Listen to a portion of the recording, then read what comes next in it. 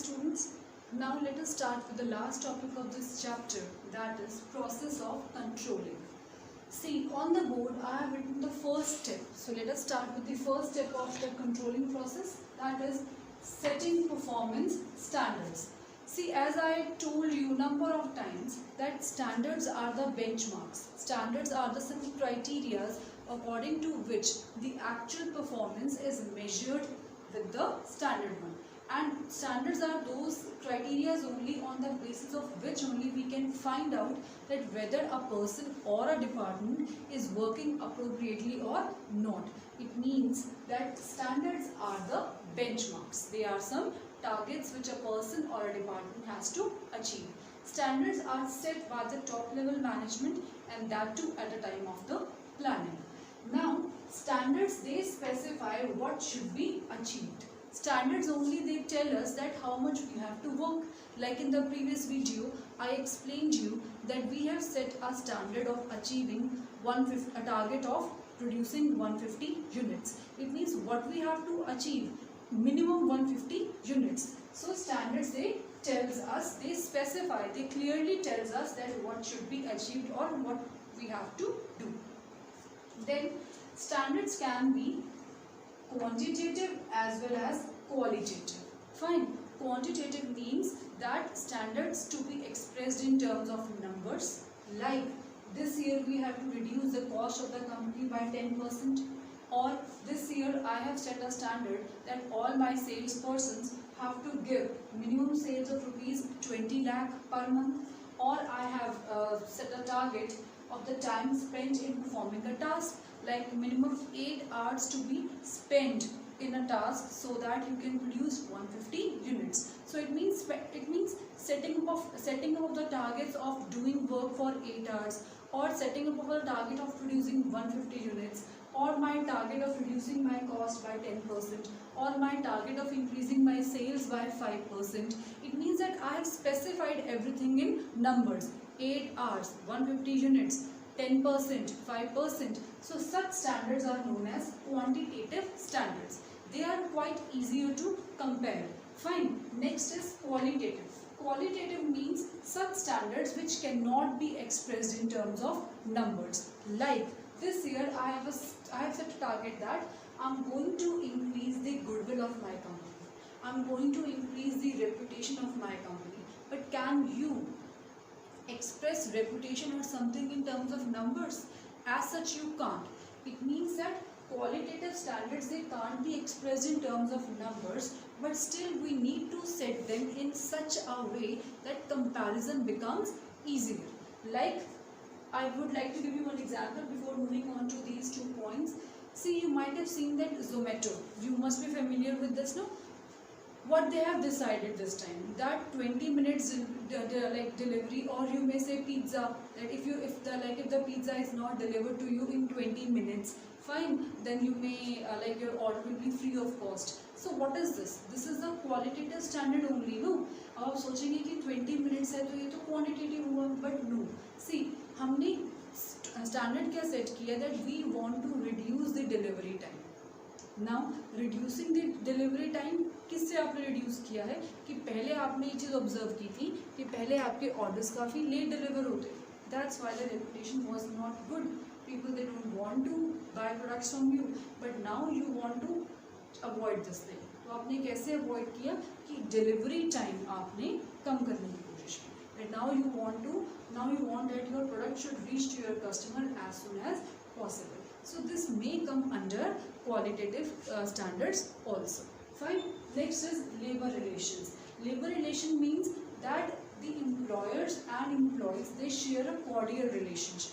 As you know now, by now, that employees have some other needs, employers have some other needs. Their needs have to be reconciled at a particular point. But just because of different needs, sometimes clashes occurs. Sometimes the employees, they resort to strikes and lockouts. Fine. Or just because of having clashes among the employees and the employers, many employees, they leave the company also because they are not satisfied with the management. So now this year management has decided that they want to make a cordial relationship with the employees. They want to have lesser strikes, or they want that least number of people should leave their organization. So this is also a qualitative feature, qualitative standard that improvising the relationships. Next is improving motivation of employees.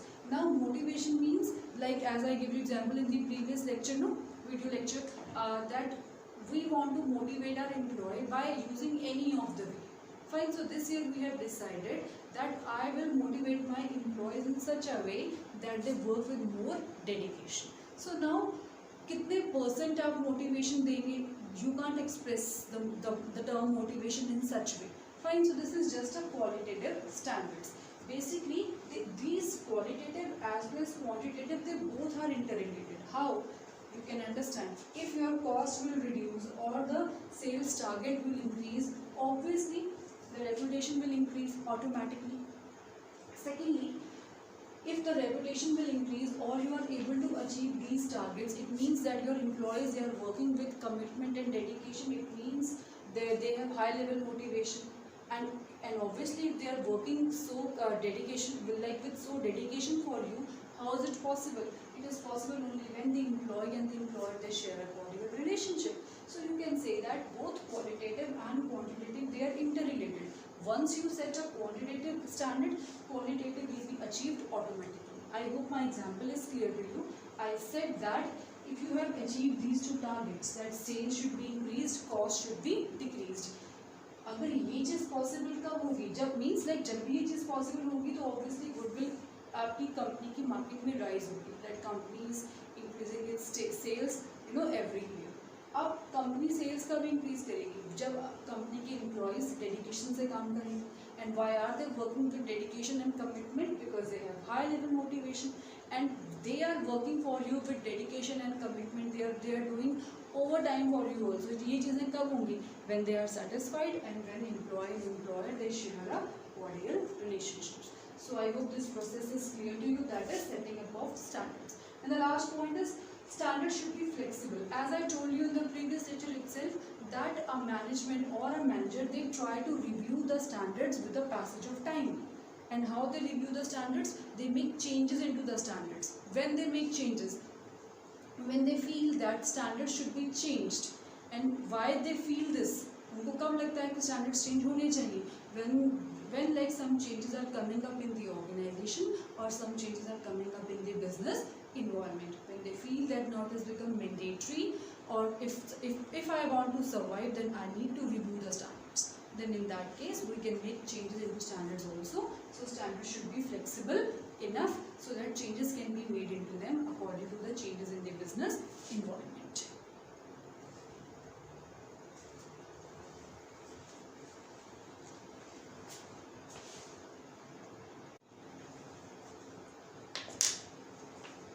Now come to step number 2. Step is like the next. Now come to step number 2. That is measurement of actual performance. See, once standards have been set, standards have been explained to the employees, required resources have been given to them. Now they have to do their work. Now once they have done their work, after that we need to measure their performance, right? Measure the performance means we need to calculate how much work they have done. So there are various techniques by which this thing can be done, like personal observation, sample checking, reports, etc. Like I'm not going to like explain to you this from the point of view of a company. Let's come to your level end only. Fine. Now your actual performance can be measured through your test reports, right? Through your pre-boards, through your midterms, unit tests. So whatever unit test marks we get, or your report card, or these things are the like the measures or the techniques by which we can check your actual performance. Now they are saying that performance must be measured in the same unit in which standards were set.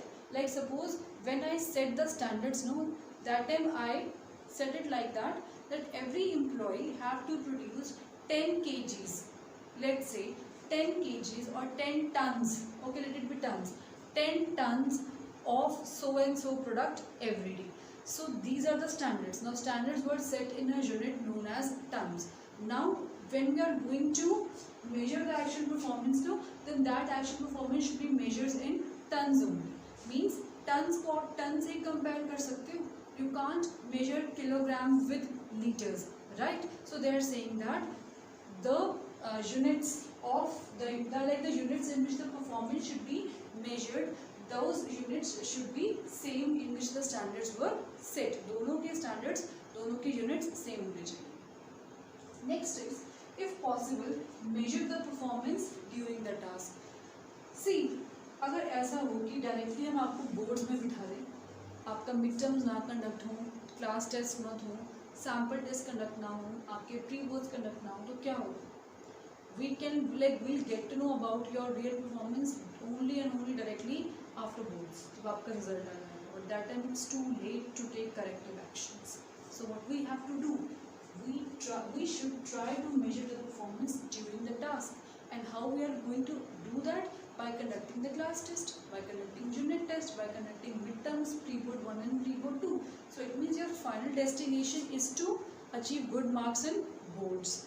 But to achieve that target, we need to evaluate your performance time to time, so that corrective actions can be taken then and there, and then only you can achieve the final goal. So this is all about measurement of actual performance. Actual performance means the work done by the employee. There are various measures by which the work done by the employee can be checked. Like a manager can come anytime and can check the goods produced by you. The manager can check whether the goods produced by you are as per the standards or not, whether they have of good quality or not, design is proper or not, or they can do it through personal observation also. They can observe the kind of seriousness you have. They can easily check around and can check how many people are doing the work, how many are sitting idle, how many are resting, what kind of approach you have. So it means by personal observations or by sample checking, the performance can be measured, and if possible, we should measure the performance during the task, so that it can be ensured that the final goal is achieved. Next is step number 3 is comparing actual performance with the standards. Once we compare the actual performance with the standards, we'll get to know about the gap. Like standard is you have to produce 150 units.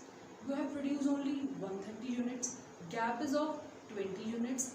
Then to find out the cause, why was the gap, why you didn't do your work on time, what were the reasons that you could not produce 150 units. So like an ongoing process. But suppose if you have, the standards were 150 units, you have produced 150 units, it means everything is under control. There is no need to take further actions. So comparison of actual performance with the standards is always done to find out the deviations, and deviations means the gaps. Yes students, now come to step number 4. Next step is analyzing deviations. See, after measuring the performance, after comparing the performance, after finding out the deviations, now what is to be done? We need to analyze them. See, deviations means the gap.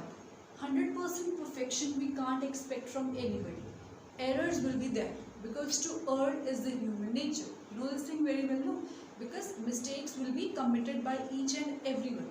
So what are we basically doing in this controlling process? That some deviations which are of least importance, or some errors on the part of the employees, we are going to ignore.